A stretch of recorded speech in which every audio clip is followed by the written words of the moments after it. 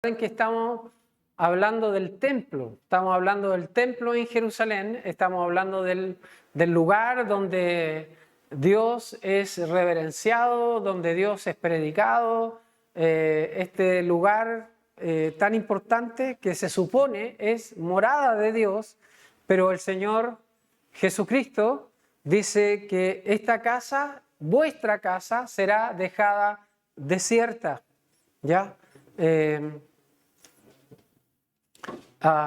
Entonces, vamos a comenzar en capítulo 24, versículo 1. 24:1 dice: cuando Jesús salió del templo y se iba, se acercaron sus discípulos para mostrarle los edificios del templo. Vean el simbolismo, ¿cierto? Recuerde de que en la Biblia no hay palabras que están puestas por casualidad, sino que cada palabra tiene algún sentido, algún significado. El Señor acaba de decir de que vuestra casa, o sea, ya el Señor dice, ya esta no es la casa de Dios, sino que esta es la casa de ustedes, los fariseos, los escribas, los ancianos que han rechazado al Mesías, que están estableciendo su propia justicia, que están estableciendo sus propias tradiciones por sobre la palabra de Dios. Entonces el Señor dice, ¿sabes qué? Esta casa ya no es la casa de Dios, esta es la casa de ustedes. Y vuestra casa es dejada desierta. Y el capítulo 24 comienza diciendo, cuando Jesús salió del templo y se iba, ¿ya? Entonces, noten la conexión que hay ahí, ¿cierto? Recuerden que el Señor Jesús había pasado mucho tiempo enseñando en el templo, muchas veces. Incluso, mire, en capítulo 26 de Mateo 26, 55, Mateo 26, 55 dice, en aquella hora dijo Jesús a la gente, como contra un ladrón habéis salido con espadas y con palos para prenderme. Cada día me sentaba con vosotros enseñando en el templo y no me prendisteis. ¿Ya? Cada día me sentaba con vosotros enseñando en el templo y no me prendisteis. Entonces Jesús siempre estuvo en el templo enseñando. Siempre estuvo. Y ahora el capítulo 24 comienza con Jesús yéndose del templo. Ahora ya se va y no va a volver más al templo. Y por eso dice, vuestra casa ahora es dejada desierta. Y los discípulos se acercaron para decirle, mostrarle los edificios del templo. Ya este es el templo de Herodes. Si nosotros podemos hacer un poquito de historia, vamos a recordar que Nabucodonosor, el rey de Babilonia, destruyó Jerusalén y destruyó el templo en Jerusalén. El templo de Salomón, el templo que era un templo maravilloso, que era un templo de 52 metros de altura, una cosa impresionante, era una maravilla, hecha con oro, con maderas finas, con lo mejor, ¿cierto? Con lo mejor de lo mejor. Ese edificio, ese templo fue destruido por Nabucodonosor y ellos se llevaron todo el bronce, toda la plata, todo el oro, todas las maderas finas, todo se llevaron, la saquearon, no quedó nada. Luego Esdras vuelve del cautiverio 70 años después, vuelve para reconstruir el templo y echan los cimientos del templo y la gente que ve este templo tan pobre que están construyendo llora recordando cómo era la magnificencia del templo de Salomón y el templo nuevo que ahora están construyendo, que es muy pobre, pero no tiene ninguna comparación con el templo antiguo. Ahora, tiempo después, Herodes, conocido como Herodes el Grande, no era grande, dicen que era bajo de estatura, pero era grande por las cosas que él hacía. Él hacía grandes edificaciones, construía ciudades, cosas así. Era un hombre dedicado a la arquitectura. Y él reconstruyó completamente el templo que construyó, que construyó Esdras y Nehemías. Ese templo lo reconstruyeron completamente. Ellos aplanaron la punta del monte Sión, lo aplanaron y establecieron una explanada de 500 metros de ancho, y sobre esa explanada de roca construyeron el templo y las murallas. Lo que hoy día todavía está en pie, ¿cierto? Queda el muro de los lamentos, y eso es lo que queda del templo de Herodes. Entonces, esta edificación que hizo Herodes era muy impresionante, porque las piedras que se utilizaron tenían 15 metros de largo por 5 metros de alto. Estoy viendo los apuntes. Y por 2,80 metros de altura, ¿ya? Y tenían 15 metros de largo, o sea que las piedras eran impresionantemente grandes, ¿ya? Y esas piedras fueron movidas, son piedras volcánicas, y no son piedras sólidas de granito como la que tenemos nosotros, sino que una piedra que es más trabajable. Pero esas piedras eran muy grandes y era muy impresionante la construcción. Entonces los discípulos miran esto y le quieren mostrar al Señor Jesucristo los edificios, las piedras. Quieren, mira Señor, mira qué grande, qué magnífico todo esto. ¿Ya? Versículo 2 dice, respondiendo a él, les dijo, ¿veis todo esto? ¿Veis todo esto? Note la forma en que habla el Señor. De cierto os digo que no quedará aquí piedra sobre piedra que no sea derribada. ¿Ya? Primeramente, el Señor no habla con nada de respeto por el trabajo arquitectónico que hay ahí, y todo eso que sorprende tanto a veces a las personas. No va a quedar piedra sobre piedra. Yo no sé si usted de repente puede ver videos de la guerra de Ucrania y puede darse cuenta de las luchas que hay en el Donbass, y cómo unas grandes ciudades que tenían 1 millón, 1,5 millones de habitantes, hoy día son solamente ruinas. No existe ni siquiera una casa parada, nada. ¿Entiendes? Todo fue destruido completamente con la guerra. Entonces, lo que el Señor está diciendo es que esto es lo que va a ocurrir con este lugar que han construido los judíos y Herodes, ¿cierto? No va a quedar piedra sobre piedra. Entonces, como ya lo hemos dicho hasta el cansancio, esto se cumplió el año 70 después del Señor Jesucristo, cuando el ejército romano destruyó Jerusalén completamente y dispersó a la nación. Ya los judíos ya no volvieron a tener una tierra propia hasta 1948, cuando el rey de Inglaterra les permitió volver a la tierra de Palestina. ¿Ya? ¿Veis esto? Dice el Señor. No dice templo, no dice edificación. ¿Veis esto? y todo esto será destruido. Ya. Bueno, los discípulos, dice versículo 3, estando él sentado en el monte de los olivos, los discípulos se le acercaron aparte diciendo, dinos, ¿cuándo serán estas cosas? ¿Y qué señal habrá de tu venida y del fin del siglo? ¿Cierto? Y aquí, bueno, todo el mundo se da cuenta de que son 3 preguntas que están relacionadas, pero están colocadas como si fuera una sola pregunta. ¿Entiendes? ¿Cuándo serán estas cosas? Cuando el Señor acaba de decir de que no quedará piedra sobre piedra. ¿Ah? Pero le dicen también, ¿y qué señal habrá de tu venida? ¿Ya? ¿Cuál va a ser las señales que van a haber de tu venida?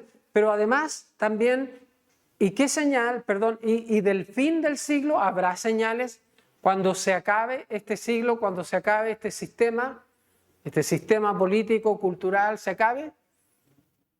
Y el Señor responde, pero no da fechas exactas, pero sí lo que hace es dar muchas evidencias. ¿Ya? Primera cosa que aprendemos ahí es que si el Señor no da ninguna fecha, es porque cada generación de creyentes debe vivir esperando la venida del Mesías. ¿Entiendes? Si el Señor dijera, mira, el año 2030 en la mañana voy a llegar, todo el mundo dice, yo me relajo, el 2029 me preocupo de mi vida espiritual, me pongo a evangelizar, me pongo a leer la Biblia, a orar, todo eso. No. Nosotros debemos vivir con la expectativa constante de la venida de nuestro Señor Jesucristo. ¿Ya? Entonces, así vivían los creyentes en el principio.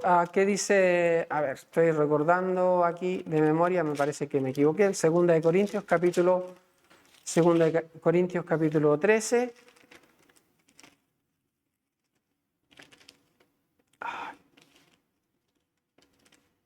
No es aquí. No, lo siento.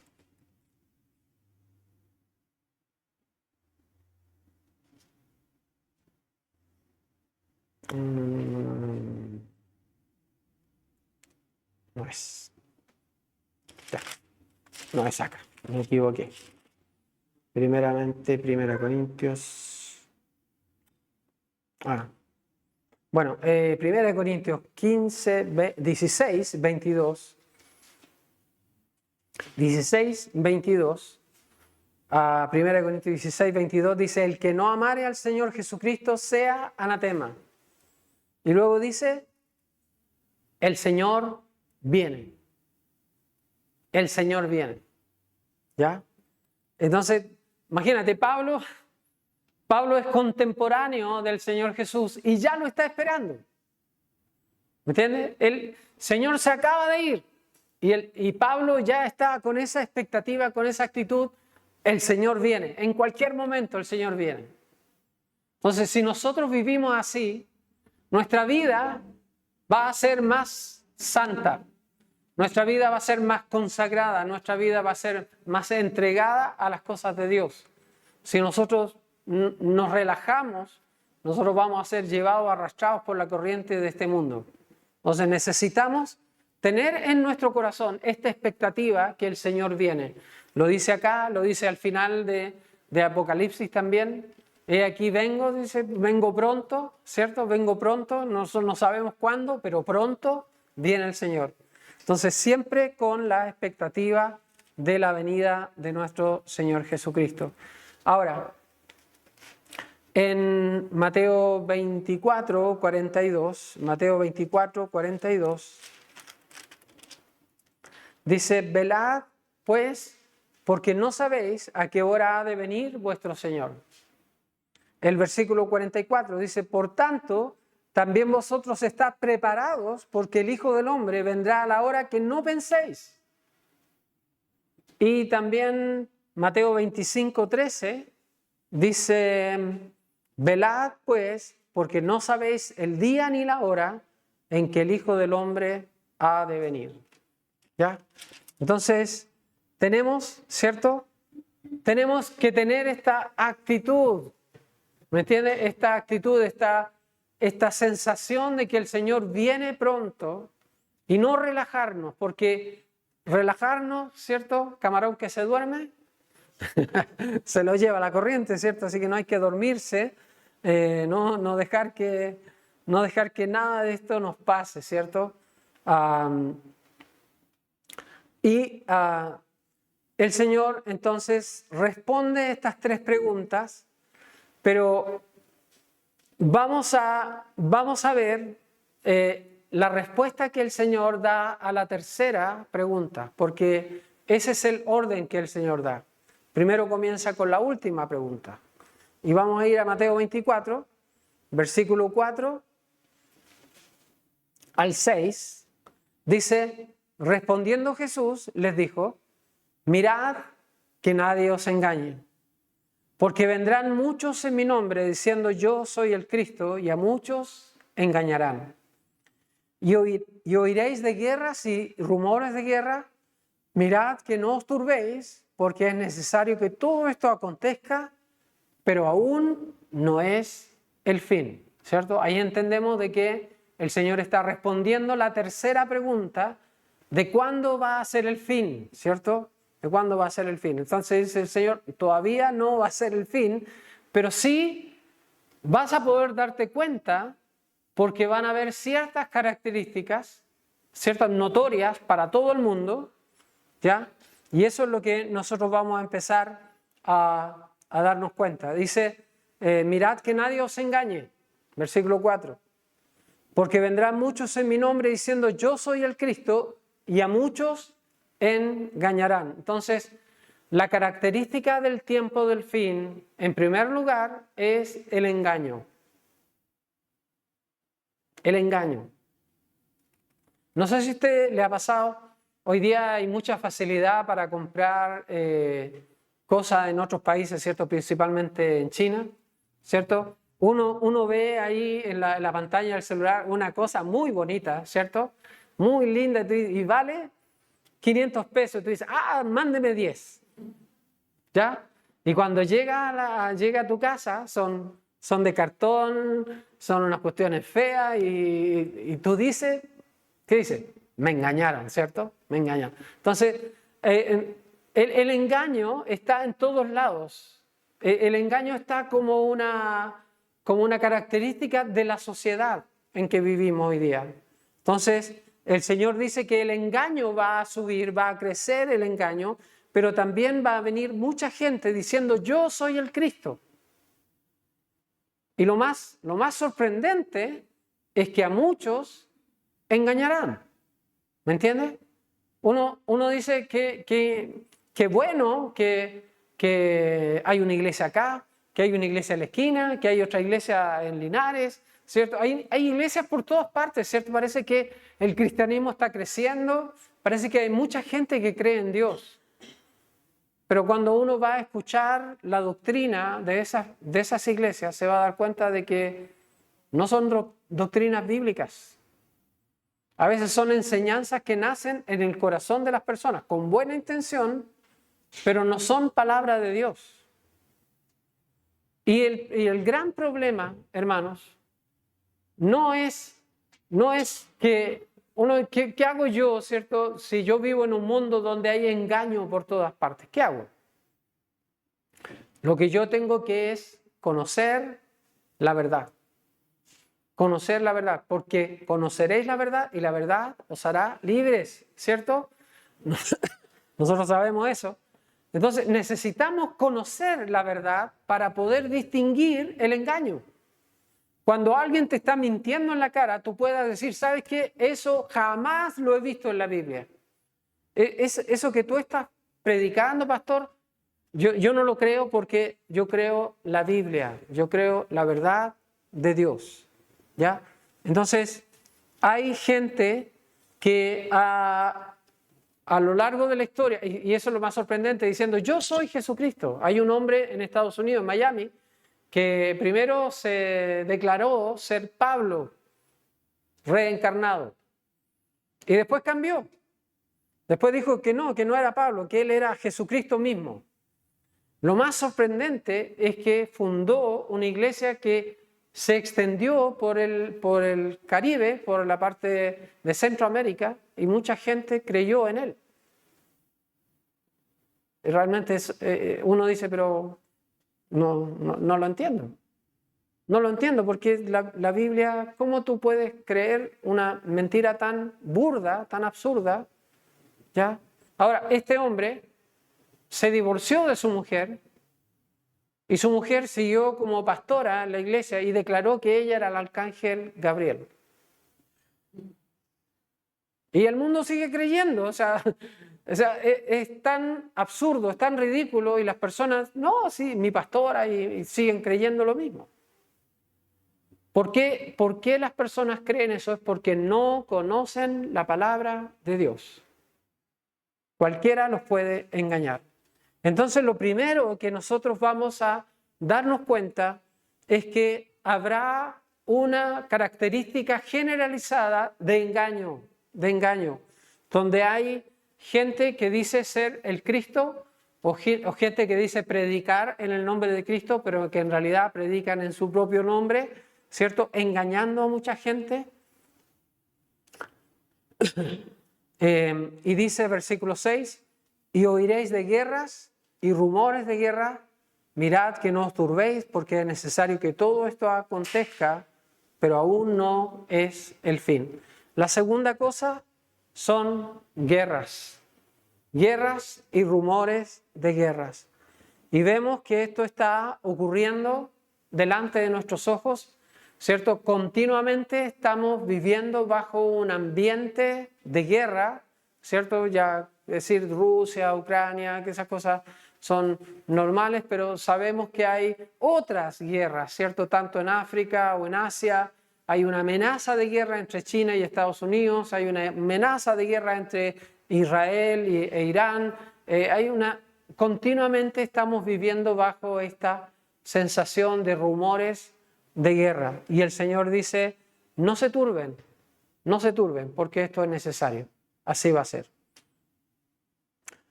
También dice versículo 7, porque se levantarán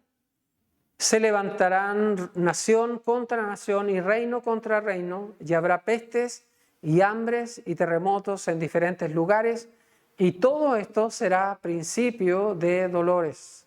¿Ya? Otra cosa es que no solamente habrá engaños, guerras, también habrá pestes, ¿cierto? Y todos nosotros conocemos, ¿cierto? Pestes, estuvimos encerrados, casi un año encerrados por el COVID, ¿cierto? Era una evidencia muy clara, primera vez en la historia, que el mundo completo está aislado por una enfermedad. ¿Me entiendes?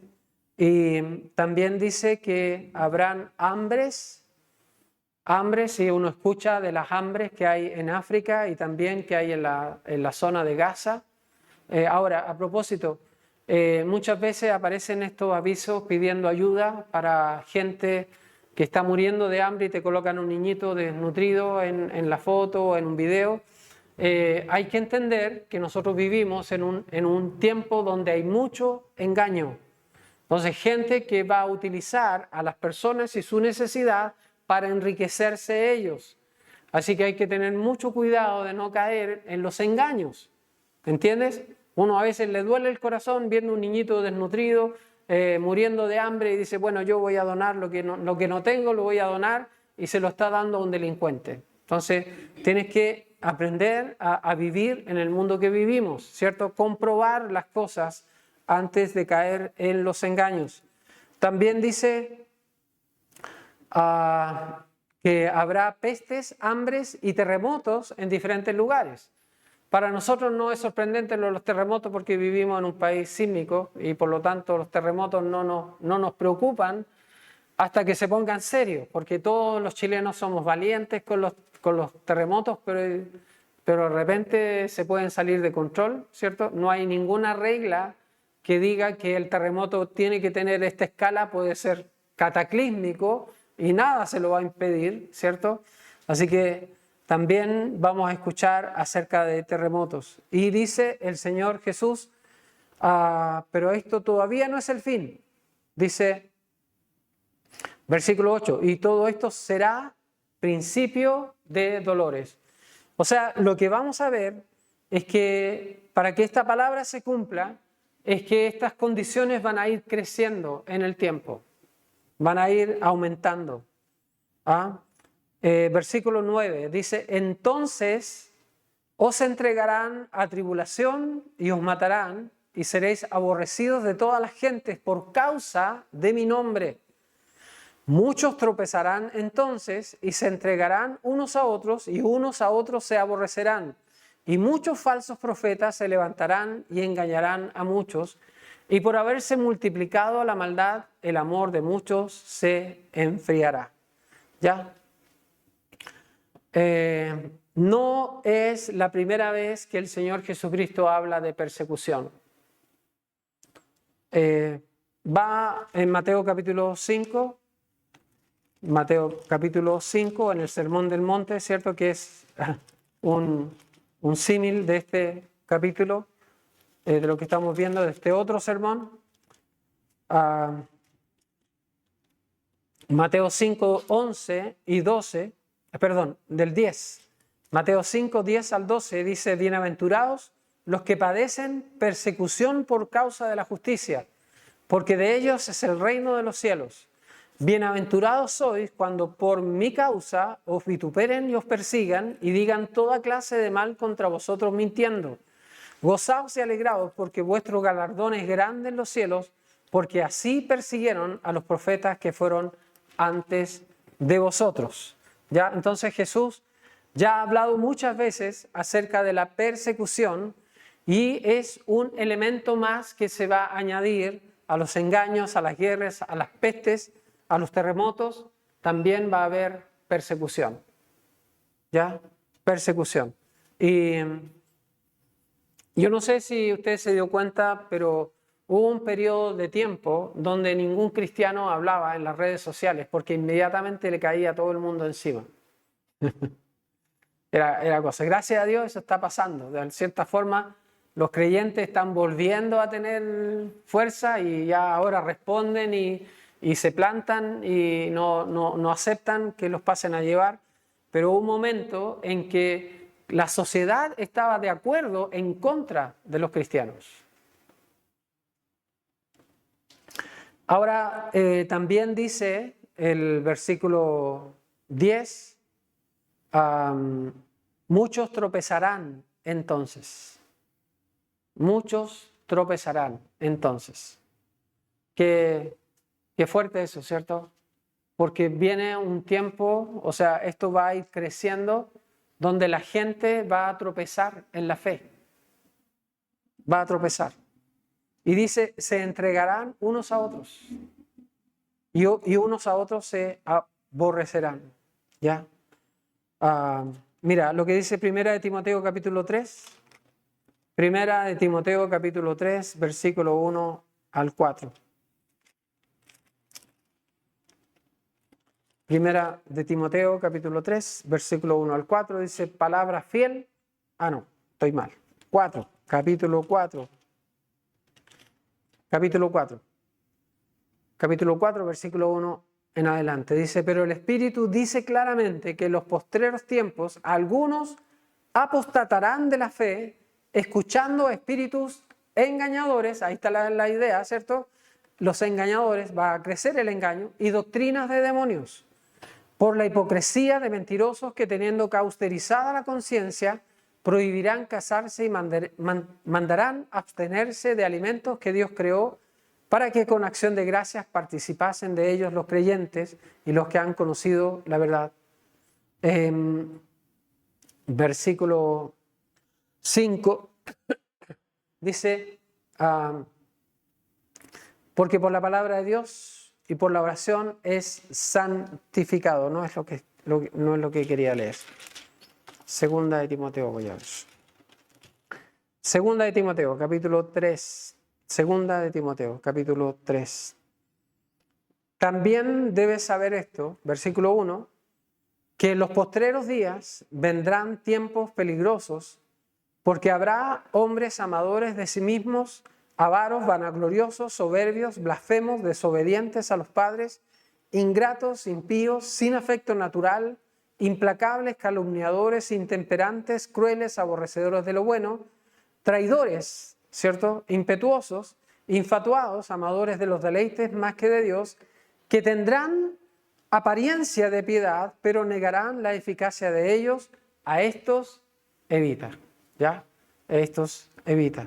Entonces, varias veces la Biblia está advirtiendo de que en los postreros tiempos, a propósito, nosotros vivimos en los postreros tiempos. Y la gente apostatará de la fe. Jesús dice, tropezarán. Van a tropezar. Pablo dice, van a apostatar. Porque van a ser gente que en realidad en su corazón son gente malvada que no cree realmente en Dios.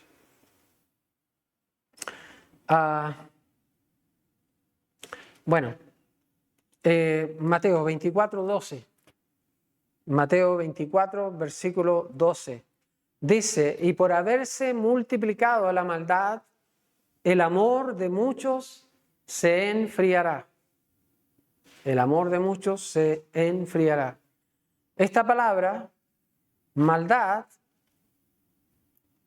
significa en realidad, o que se puede traducir como anarquía.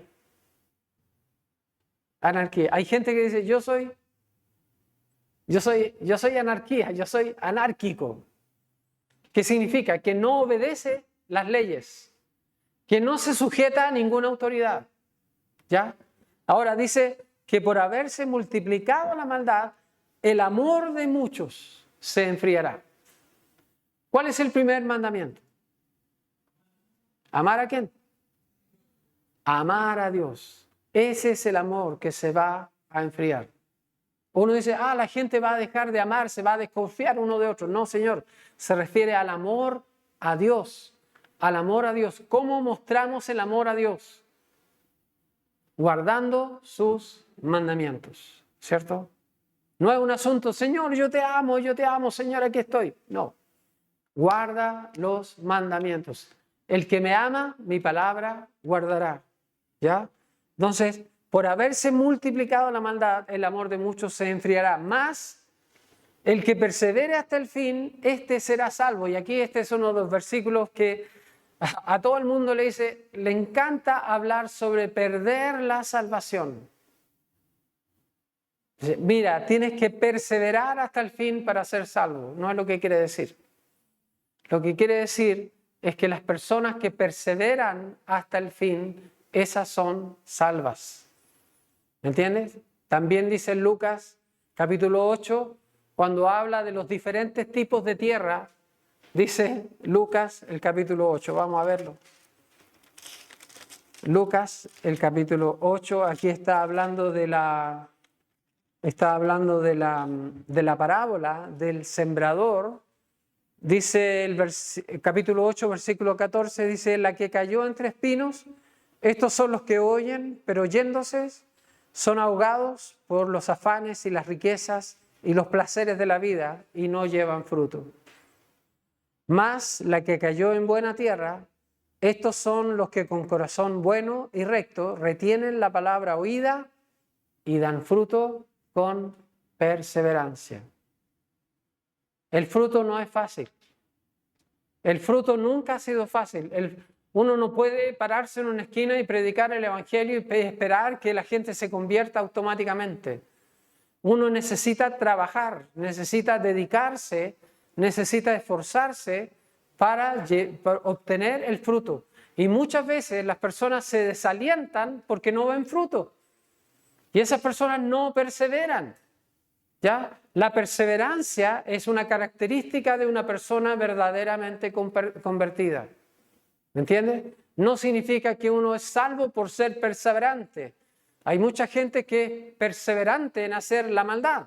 Son perseverantes en ser delincuentes, ser deshonestos, son perseverantes en estas cosas. Esas personas no, están lejos de Dios y están totalmente perdidos, ¿cierto? Ese perseverante en hacer la voluntad de Dios es un resultado de la salvación. Esa persona es salva. ¿Ya? Entonces,